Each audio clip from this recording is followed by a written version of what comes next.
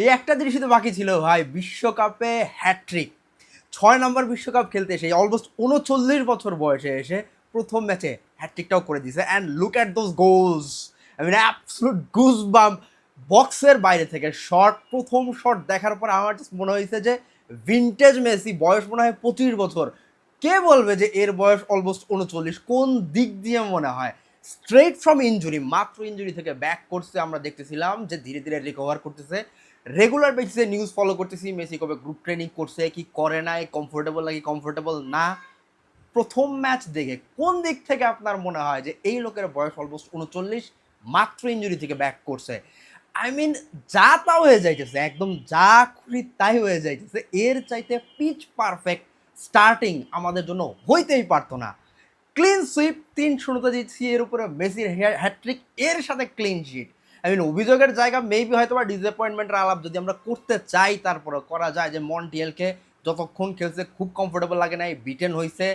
একসাথে আলমাদার সিজনও ভালো যায় নাই, লেফট সাইড থেকে খুব বেশি ক্রিয়েটও করতেছিল না। মেবি পরের ম্যাচগুলোতে হয়তো এই জায়গাগুলোতে হতাশা লাগবে, but what about today's match? আজকের ম্যাচ নিয়ে কোন বিষয় নিয়ে কথাবার্তা বলবো? আর্জেন্টিনা এক্সজি ওভার পারফর্ম করছে, প্রবাবলি 1.27 এর মতন এক্সজি ক্রিয়েট হয়েছে, এবং এই জায়গা থেকে গোল আসছে 3টা। ইউ ক্যান ক্লিয়ারলি সি যে এই জায়গায় ফিনিশিং কোন লেভেলের হয়েছে এবং কোন কোন জায়গা থেকে গোলগুলো আসছে। আই মিন কোন দিক থেকে স্টার্ট করব? 3-0 জিতছি, এই জায়গাতে আমাদের ক্লিন শিট রাখছি আমরা, and that's a huge factor because আমাদের ডিফেন্সিভ লাইন ভালনারেবল ছিল। আমরা লাস্ট মোমেন্ট পর্যন্ত শিওর ছিলাম না যে আসলে কারা নামবে আজকে।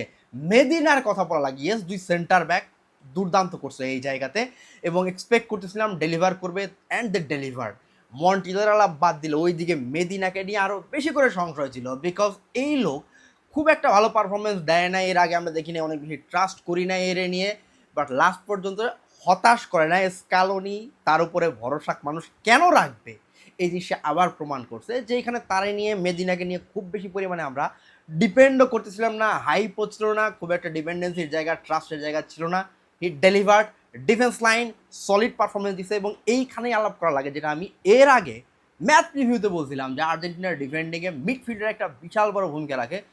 যত জায়গায় গেছি আমি, এই 71 টিভিতে বলতে গেছি, আমি এই জায়গাতে টি স্পোর্টসে বলতে গেছি, প্রত্যেকটা জায়গায় খুব বড় গলা করে একটা কথা বলে আসছিলাম যে আর্জেন্টিনার মিডফিল্ড দুর্দান্ত, মানুষজন খুব একটা রেট করতেছে না, but midfield god tier midfield, because এত বেশি variety and all those old OGs. Yes, নতুন নতুন প্লেয়ার আসতে পারতো, আমরা বারকোকে এক্সপেক্ট করতেছিলাম, নিকোপাস এই জায়গাতে থাকতে পারতো, সিমিওনে থাকতে পারতো, বাট ঘুরে ফিরে 3 বান্দা। And what about ডিপল?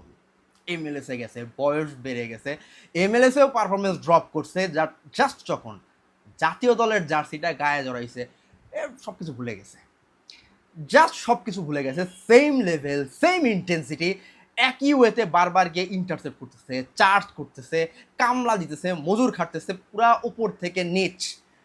সেম ডিপল যেইটাকে আমরা দেখে আসছি জাতীয় দলের জার্সিতে, ঠিক যেই সার্ভিসটা দেয়, সেম লেভেলের সার্ভিস। তো মিডফিল্ড নিয়ে আমি কি বলবো এই জায়গাতে? ম্যাকঅ্যালিস্টার, এনজো ম্যাজিক্যাল মুভমেন্ট হয়তো দেয় নাই, কিন্তু মিডফিল্ডে হোল্ড করে রাখছে ঠিক যতখানি দরকার ছিল। এবং দলে যখন আপনার মেইন ক্যারেক্টার হিসাবে এই জায়গাতে লিওনেল মেসি আছে, ইয়েস আমার বয়স মেবি 39 হয়ে গেছে, বাট ইট ডাজন্ট ম্যাটার, এখনো পর্যন্ত I am the main man. তোমরা বল জাস্ট আমার পায়ে দিবা। অ্যান্ড ফার্স্ট গোল ভাই, ফার্স্ট গোল যখন বল পাইছে, ফার্স্ট থিং ফার্স্ট, সেটা হচ্ছে আলজেরিয়া কোন দিক থেকে এতখানি স্পেস, এতখানি টাইম অ্যালাউ করছে আমি জানি না। বিশ্বকাপে এখনো পর্যন্ত দেখা যাচ্ছে আফ্রিকান টিমগুলো ভালো তো করতেছেই, হর হামেশাই বিগ টিমগুলো পয়েন্ট ড্রপ করতেছে। মেবি আলজেরিয়ার মনে হয়েছে যে তারাও এই টাইপের কিছু একটা ঘটাইতে পারে, বাট সাহসের একটু বেশি দেখায় ফেলছে। But this is also true, যেই ফিনিশিং দিছে যেই জায়গা থেকে, that was insane, incredible. Messi was moving so confidently, so smoothly, যে এই জায়গাতে বলার কোনো কিছু নাই।